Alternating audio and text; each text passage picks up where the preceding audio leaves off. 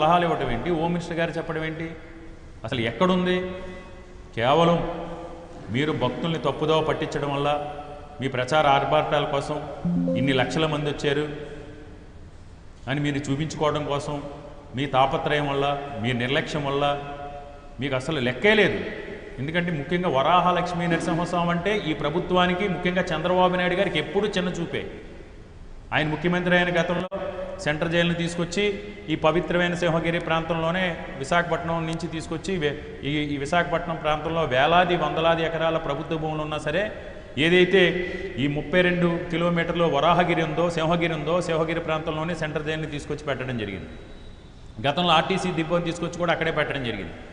ఈరోజు Google data centre పేరుతో అతి పవిత్రమైన సింహగిరి వరాహలక్ష్మీ నరసింహస్వామి గుడికి కూతవేటు దూరంలో ఈరోజు 120 ఎకరాలు ఈ వరాహ నరసింహస్వామి యొక్క నరసింహగిరిలో 160 ఎకరాలు గూగుల్ డేటా సెంటర్ కేటాయించడం జరిగింది. అంటే దీన్ని బట్టి మనకు అర్థమవుతుంది ఏంటి, వరాహలక్ష్మీ నరసింహస్వామి వారంటే వీళ్ళకి లెక్కలేదు. ఒకటే చెప్తున్నాం, మీరు ఎప్పటికైనా వరాహలక్ష్మీ నరసింహస్వామి గారి కూటమి ప్రభుత్వం ఎప్పుడొచ్చినా, చంద్రబాబు నాయుడు గారు ముఖ్యమంత్రిగా ఎప్పుడున్నా, ఈ స్వామివారికి చేస్తున్న మీరు అన్యాయం కానీ, మీ ద్రోహానికి కానీ మీరు పశ్చాత్తాపడి మీరు స్వామివారిని వేడుకు క్షమాపణ చెప్పకపోతే ఆ లక్ష్మీ నరసింహస్వామి ఆగ్రహానికి, ఆ లక్ష్మీ నరసింహస్వామి ఉగ్ర రూపానికి ఈ కూటమి నాయకులందరూ కూడా రేపొద్దుడు బలవుతారు. ఆగ్రహానికి గురై మీకు సరైన శిక్ష దేవుడు విధిస్తాడని సందర్భంగా మీడియా మిత్రుల ద్వారా తెలియజేసుకుంటున్నాం. ఏది ఏమైనా నిన్న జరిగిన ప్రభుత్వ వ్యవస్థ, పోలీస్ వ్యవస్థ కానీ, ధర్మాదాయ శాఖ కానీ, అదేవిధంగా రాష్ట్ర ప్రభుత్వం కానీ దీనిపైన చేసిన నిర్లక్ష్యం వల్ల భక్తులు కలిగిన ఇబ్బందులపైన ఎంక్వైరీ చేసి భవిష్యత్తులో ఇలాంటి మళ్ళీ పునరావృతం కాకుండా వారిపైన తగు చర్యలు తీసుకునే విధంగా ఎంక్వైరీలు ఏమైనా డిమాండ్ చేస్తున్నాం. అదేవిధంగా జీవీఎంసీ కమిషనర్ గారిని కానీ, ఈ కలెక్టర్ గారిని కానీ, పోలీస్ కమిషనర్ గారిని కానీ, మీరు ఏదో మీ నాయకులు ప్రోటోకాల్ చూసుకోవడం, వాళ్ళకి దర్శనాలు చేయించడం కాదు. ఎందుకంటే ప్రజాస్వామ్యంలో ప్రభుత్వ అధికారులు అనేది ప్రజల సేవ చేయడానికి ఉన్నారు, ప్రజలకు జవాబుదారీతనం అంతే తప్ప అధికార పార్టీలో ఉన్న రాజకీయ నాయకులకి బానిసలుగా పనిచేయడానికి కాదు. నిన్న జీవీఎంసీ నిర్లక్ష్యం, జీవీఎంసీ కమిషనర్ ఆధ్వర్యంలో జరిగిన ఏర్పాట్లలో అడుగడుగునా కూడా నిర్లక్ష్యం కనిపించింది. కేవలం ఏదో ఏర్పాట్లు తూతూ మంత్రంగా చేశాం, ఎంతసేపు కాంట్రాక్టులకు అప్పచెప్పి, అవుట్సోర్సింగ్ అప్పచెప్పి డబ్బులు దండుకోవడం తప్ప, దోపిడీ చేయడం తప్ప.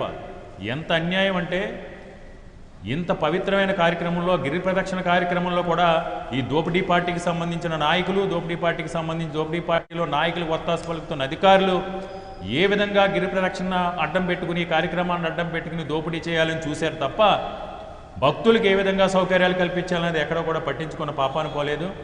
ఏది ఏమైనా దీన్ని నిన్న జరిగిన అసౌకర్యం పట్ల, నిన్న జరిగిన ప్రభుత్వానికి జరిగిన ఇబ్బందుల పట్ల ఎంక్వైరీ చేయాలి.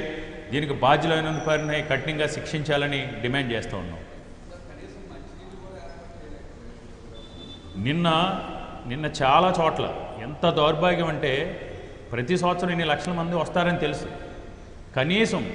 కనీసం మంచినీళ్ళు కూడా జీవీఎంసీ కానీ, ప్రభుత్వ యంత్రాంగం కానీ, సుదూర ప్రాంతాల నుంచి వచ్చిన 32 కిలోమీటర్లు పాదయాత్ర చేస్తున్న, పవిత్ర భావంతో చేస్తున్న వారికి మంచినీళ్ళు అందించడంలో కూడా విఫలమయ్యారు.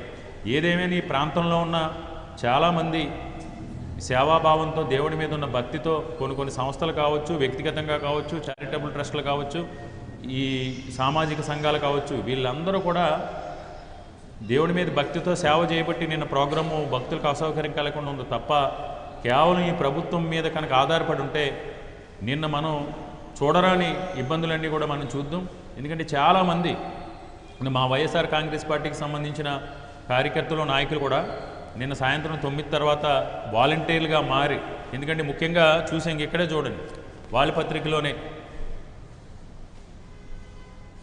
ఈనాడు పత్రికలోని, వాళ్ళకి సంబంధించిన ఆంధ్రజ్యోతి పత్రికలోనే మనం చెప్తున్నే కాదు, నిన్న జరిగిన భక్తులు పడ్డ ఇక్కట్లు, నగరంలో ప్రజలు పడ్డ పాట్లు, నరకం, ప్రత్యక్ష నరకం ఏంటంటే, గిరి ప్రదక్షిణ సందర్భంగా స్వామివారిపై భక్తితో వచ్చిన భక్తులకి, నగర ప్రజలకి వీళ్ళ అసమర్థత వల్ల, వీళ్ళ చేతగానితనం వల్ల, వీళ్ళ సమన్వయ లోపం వల్ల ప్రత్యక్ష నరకం ఏంటంటే నేను వీళ్ళు ఇక్కడ చూపించారనేది వాళ్ళ పత్రికలోనే మన కథనాలు చూడొచ్చు. కనీసం మంచినీళ్ళు కూడా ఏర్పాటు చేయడం అనేది చాలా దురదృష్టకరం, దౌర్భాగ్యం. దీన్ని తీవ్రంగా ఖండిస్తున్నాం. ఇప్పటికైనా ఈ కూటమి ప్రభుత్వం మా ప్రాంతంలో వెలిసిన వరాహ లక్ష్మీ నరసింహస్వామి వారి పైన చిన్న చూపు మాని నిన్న జరిగిన అపరాధానికి ప్రజలకి క్షమాపణ చెప్పి దీనిపైన ఎంక్వైరీ చేసి దీనికి బాధ్యులైన వారిని కఠినంగా శిక్షించాలని డిమాండ్ చేస్తున్నాం.